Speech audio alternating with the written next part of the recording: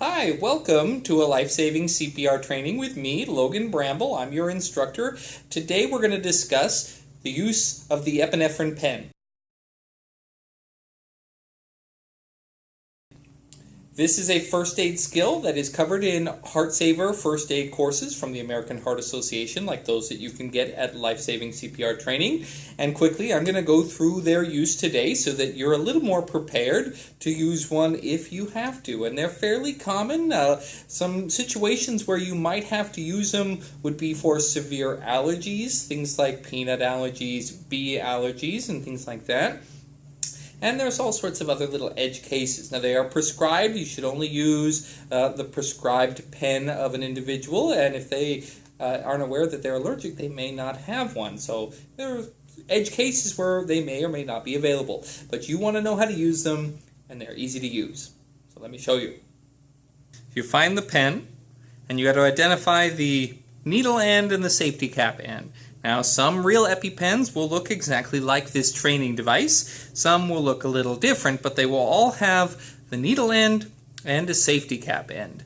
Now, the needle end will often have kind of a breakaway cover that when you use it, you don't have to remove, and it moves out of the way to allow the needle to go when you're directly using it, and it kind of prevents you from accidentally getting yourself if you come at it from the side. Now, sometimes there'll be a safety cap that's over that breakaway cap, so if that's there, you must remove that. But the safety cap is always the opposite end. So it's because the safety cap doesn't protect you from the needle. If you poke, you still get poked, but it's protecting you from injecting the medicine if you haven't primed it yet. That way, even if you get poked, you're not giving yourself epinephrine unless you've removed a safety cap and you're ready.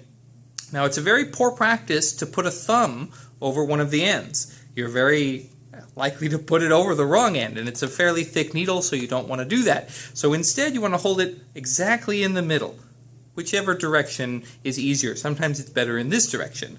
Then we take the cap off, and we give it halfway between the hip and the knee. We want this big kind of fleshy part of the side. We want to give it for about 2-3 seconds at most, and sometimes it's a good idea to hold on to the leg, especially for children. They're going to move out of the way when you come in here, even for adults. So, straight in.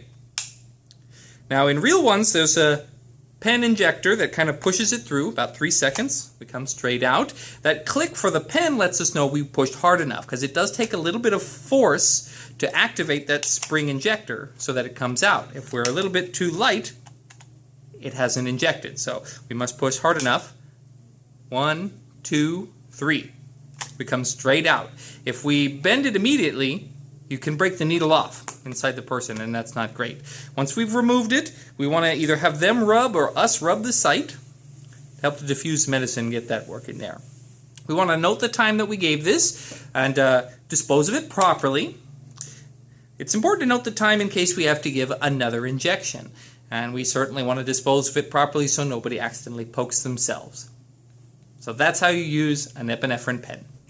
If you have any questions, please comment below. Give us a like and a subscribe to learn more life-saving CPR training techniques about CPR and first aid and things like that. Thank you for joining me.